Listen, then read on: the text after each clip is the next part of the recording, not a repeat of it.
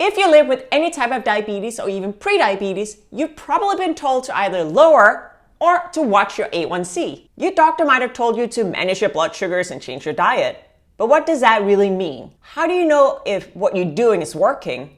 And how do you then document that process for your doctor? In this video, I'll show you a tool that I developed to help with answering just that pressing question. Are you doing the right things for you to lower your A1c? I'm Christelle from Diabetes Strong, and I've been living with type 1 diabetes since 1997. My A1c has gone up and down over the last 26 years, and whenever it's been higher than I wanted it, I've taken control of the situation by tracking the most important pieces of information so that I could make meaningful changes to actually lowering my A1c. And before I was completely self-managed, I would bring those notes to my doctor so that she could make the right changes to my care. But it could be really chaotic, and a lot of the logbooks I've seen are overly complicated and don't actually capture the key information. So I created one that is now available through Amazon. Let me show you how you can use it to lower your A1c. When you decide to make changes to your A1c, the first question is, well, what should you change? Yes, you can change up your eating habits, you can change your exercise patterns, and maybe even add medication. But I think the missing piece here is, how do you know if you're actually tracking towards your goals? How do you know if you're doing the right things? And a diabetes journal can really help with that. And this also applies to situations where you work closely with your medical team to discover what's working and what's not. By providing the right details to your medical team, the logbook supports more accurate adjustments to lifestyle changes as well as medication, which can ultimately lead to better blood sugar management and a lower A1c. So if you've ever gone to the doctor and felt really unsure about how to explain your numbers or even remembering what was going on 2 months ago, a logbook could be a really good tool for you. In my experience, the most important things you need to track to get results are blood sugars, your blood sugar lowering medication, if you're taking any, and your food. And if you're also increasing your activity level, awesome. You want to note that down as well. Let's talk about that in a bit more detail. Unless you wear a CGM, a continuous glucose monitor that displays your blood sugars 24/7, you have to use a glucometer,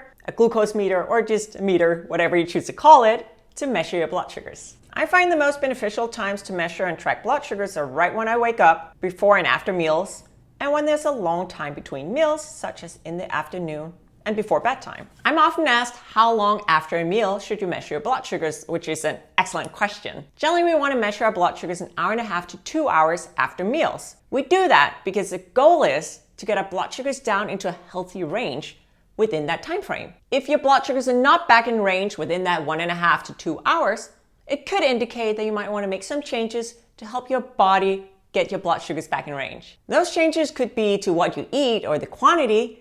If you use insulin, it could be maybe to your insulin dose, or it could indicate that you'd benefit from a walk after that meal. Something to think about is when to actually make changes. I only make changes based on trends, and I generally only change up one thing at a time. What I mean by that is that one blood sugar spike isn't a trend. I wouldn't necessarily act on that, but let's say that I eat the same thing for breakfast 3 days in a row. I write down how my blood sugar is reacting. Let's say that my blood sugars go high after that meal every day. Well, that's a trend, and that's something I'll act on. And the thing is, had I not taken notes, had I not written it down, I might not have recognized that trend. I might not have seen that, hey, my blood sugars go high every time I eat this meal. And this is when it becomes really interesting, because when you write things down, you can start to look for patterns and you can start experimenting and actually see meaningful changes to your A1c. And I know a lot of people struggle to keep track of their blood sugar levels, of their foods and their medications when they're not taking notes. And unfortunately, that can just make it harder for you as well as for your doctor to recognize patterns and make meaningful changes to your treatment plan. I also mentioned that I only change one thing at a time, and I do that because that gives me a better understanding of what's actually working. Let's go back to that breakfast. Let's say I change up the whole meal and I go for a walk. Sounds like a great combo, but how do I actually know what's working here? How do I know what's the game changer? Was it the change of the meal or was it the walk? You might be able to deduce it, but if you only see your doctor every 3 months and you bring them a logbook with 12 weeks of you doing something completely different every day, it's going to be really challenging for them to see trends. So it's going to be really hard for them to help guide you. So should you track everything? Ideally, you'd track as much as possible, including your carbs. But I also know that this can be really overwhelming for a lot of people. And it's not just about logging numbers. It's about creating a personalized path to better health. So if the amount of details is stressing you out, Keep it simple. Log as much as you can, and you can always document your feelings about the process on the note pages. Remember, stress can unfortunately impact blood sugars negatively, and we definitely do not want to add to the fire. But if you do want to track details, such as how many carbohydrates are in your meals, I suggest that you use something like MyFitnessPal or Calorie King to calculate your carbs. I use the free version of MyFitnessPal to calculate my carbohydrates, proteins, and fats.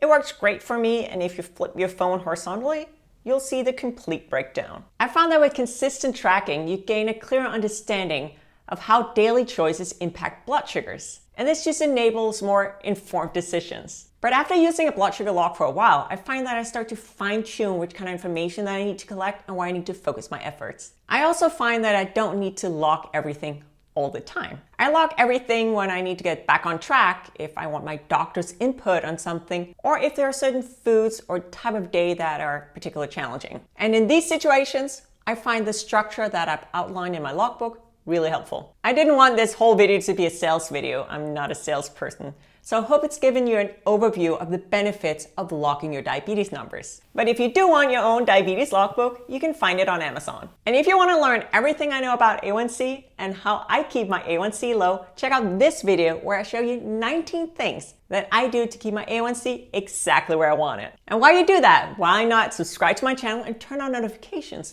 That way, you'll never miss a thing. Thank you so much for watching, and I'll see you next time.